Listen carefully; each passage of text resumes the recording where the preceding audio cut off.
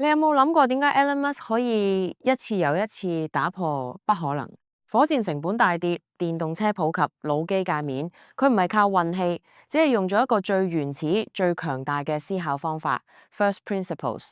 而家嘅世界演算法已經將文化、品味同我哋嘅選擇全部過濾晒。你以為自己有自由，其實好多時只係喺算法俾你嘅框架入面選擇。呢個就係 Carl Icahn 喺 Filter World 講嘅過濾世界，而 First Principles 就係打破呢個系統嘅終極武器。大部分人思考靠類比，見到別人咁做就跟住做。火箭一向都好貴，所以一定好貴。電池一向都貴，所以接受咗。主流媒體咁講，所以應該係事實。呢種思維好舒服，好省力，但正正係呢種舒服，令你永遠被演算法、被 filter bubble、被內容資本牽住鼻子走。文化扁平化、airspace、演算法焦慮、performance anxiety，全部都係呢個系統嘅結果。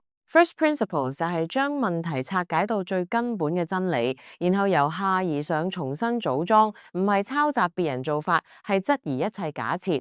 呢個方法源自古希臘哲學家亞里士多德，但 Elon Musk 將佢變成現代最強大嘅商業同創新武器。佢自己講過 ，Physics teaches you to reason from first principles rather than by analogy， 由最基本嘅物理真理出發，而唔係跟住別人已經做過嘅嘢。最經典例子就係火箭，當年火箭發射成本要$6500萬，大家都接受咗，覺得理所當然喎。佢問，火箭最基本由乜造成？航空級、鋁合金、鈦、銅、碳纖維。上商品市場一查，呢啲原材料加埋只係價錢嘅2%，其餘98%全係人類加咗嘅假設、利潤、官僚主義同低效。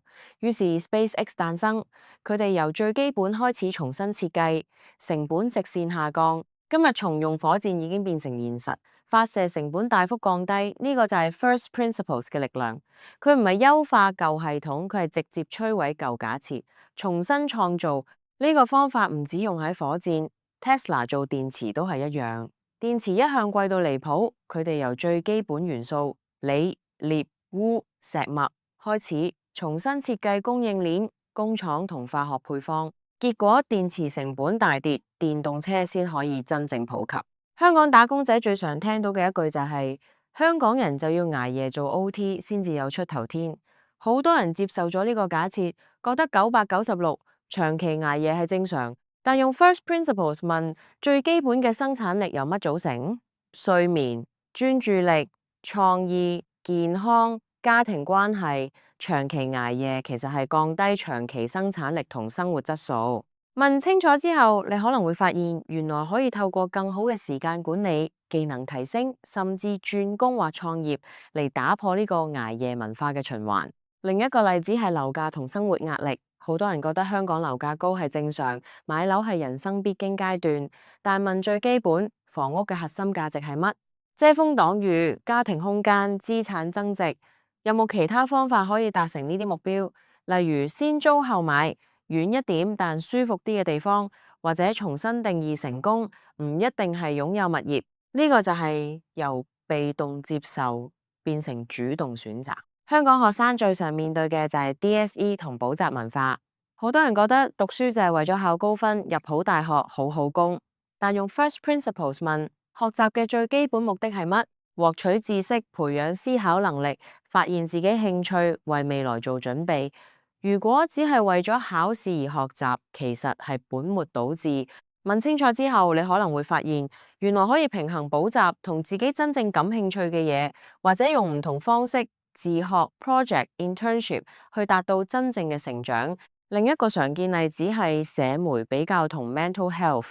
好多學生同打工仔成日 scroll IG、小紅書，覺得人哋都好成功、好開心、好有錢。但用 First Principles 問，呢個成功同快樂最基本由乜組成？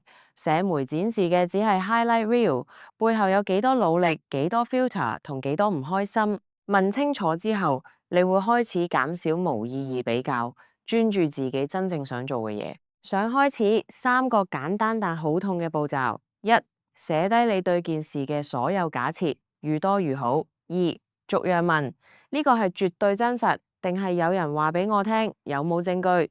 有冇其他可能？三、由最基本真理重新建構解決方案。常見錯誤只係優化而唔係質疑基礎。太早 automate 同 optimize，害怕承認自己以前錯晒。呢個就係打破演算法控制 filter bubble 同內容資本嘅終極武器。想獨立思考，唔想被控制，想喺而家呢個過濾世界入面保持清醒，就由 first principles 開始。記住，質疑一切，追尋真理。呢個方法唔單止幫到你做決定，仲可以幫到你保護自己嘅思想同品味。如果你覺得呢個方法有用，記得讚好，分享俾你身邊想覺醒嘅朋友。下集我哋會繼續拆解更多被隱藏嘅思考武器。鍾意呢類型題材嘅話，記得訂閱同埋俾個 like。歡迎喺下面留言分享，我哋下次見。